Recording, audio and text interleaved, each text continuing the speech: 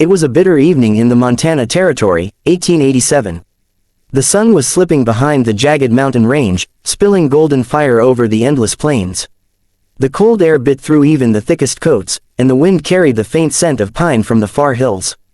Out on the dusty trail, there was no warmth left, only the bone-deep chill of an early winter night.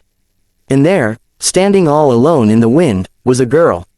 Her dress was torn, the hem caked in dried mud, bare feet pressed into the frozen dirt, toes raw from walking too far for too long. In her tiny hands, she clutched a ragged bundle, an old quilt wrapped around something small and precious. Her hair was tangled, her face pale, and her eyes were wide with the kind of haunted look a child should never have to wear. The trail stretched empty for miles in both directions. No wagon, no horse, no sign of family, just the hollow sound of the wind sweeping across the plains. 2 miles down that same trail, Wyatt Callahan was riding home. The saddle creaked beneath him as his big black stallion moved at an easy trot. They called him, the Silver King, in these parts, not because of his age, but because his wealth came from both cattle and silver mines. Wyatt owned more land than most folks could dream of. In business, he was as tough as the land itself, known for never backing down. Yet for all his power and wealth, Wyatt's heart had been locked away for years. Since the day he'd lost his wife and the child she carried, he'd learned to live without expecting warmth.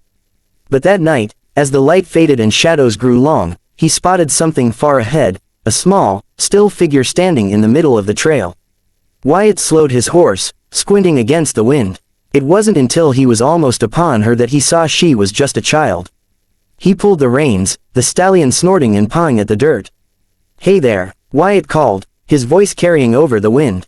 The girl flinched at the sound, turning just enough for him to see her pale face.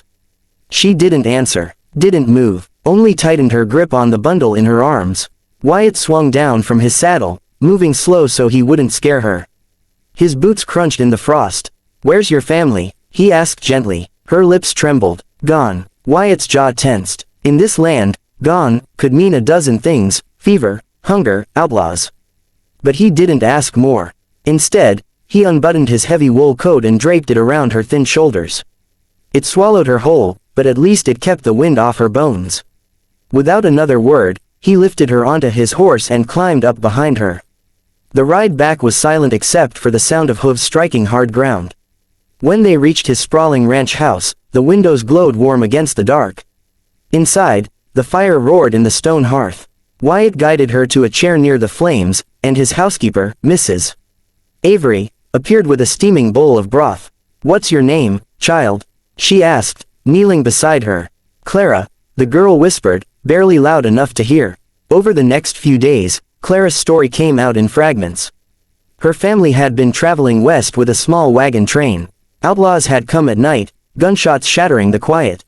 She had hidden under the wagon and run when the shouting started. When she came back, the wagon was overturned, the horses gone, and her parents nowhere to be found. She had walked for 2 days before Wyatt found her. At first, Wyatt told himself she was only staying until the sheriff could find her kin or a place for her to go. But Clara kept mostly to herself, quiet as a shadow. She sat by the fire in the evenings, her small frame swallowed by his coat, and for reasons he couldn't explain, he found himself watching her more often than not. One evening, Wyatt came in from the barns to find her sitting cross-legged on the floor. The bundle she always carried was open, and inside was a small wooden horse, its edges worn smooth from years of holding. She turned it in her hands as if it were something holy. "My pa made it," she said softly without looking up.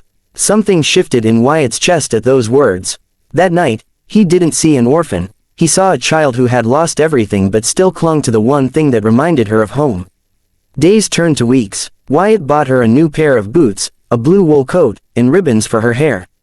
He took her out to the stables, taught her how to feed the horses, and even let her sit in the saddle with him while they rode across his land. Clara's laughter, soft and hesitant at first, began to fill the empty corners of the ranch house.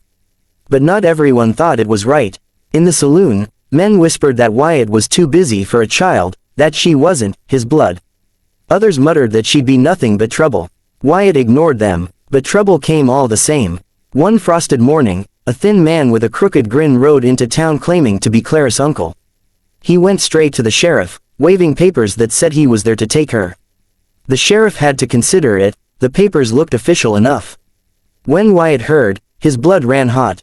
That man doesn't care about her, he told the sheriff. He's looking for free labor, not family.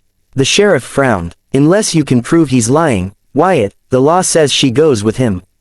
That night, Clara overheard the talk. She crept into Wyatt's study, eyes wide with fear. Please, she whispered, don't let him take me. I'll help with the horses. I'll be good. Wyatt knelt so they were eye to eye.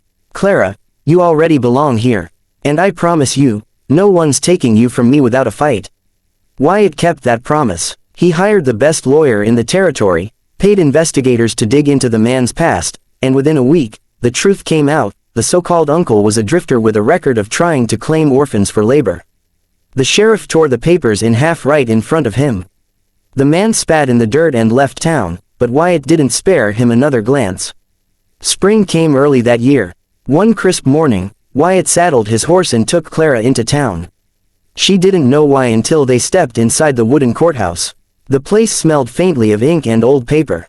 The judge looked down from his desk, the lawyer handed over documents, and Wyatt's deep voice carried steady and sure as he told the court his decision. When they stepped back outside into the bright sunlight, Clara clutched a piece of paper in her hands.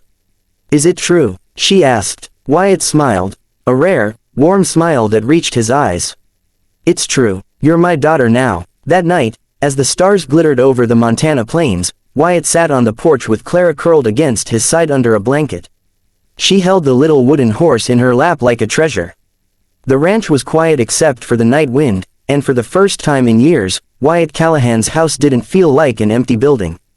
It felt like home.